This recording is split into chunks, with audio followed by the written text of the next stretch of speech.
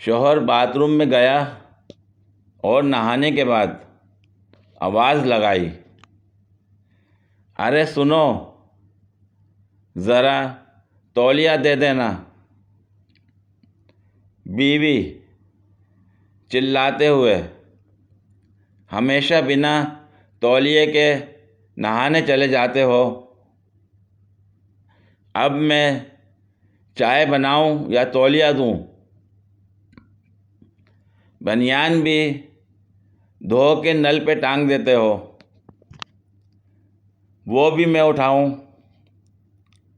नहाने के बाद वाइपर भी नहीं चलाते। कल लाइट भी खुली छोड़ दी थी तुमने। गीले गीले बाहर निकलोगे तो पूरे घर में गीले पैरों के निशान बना दोगे। फिर इस पे मिट्टी पड़ेगी तो सब जगह गंदगी हो जाएगी। एक बार नौकरानी इस पे फिसल गई थी,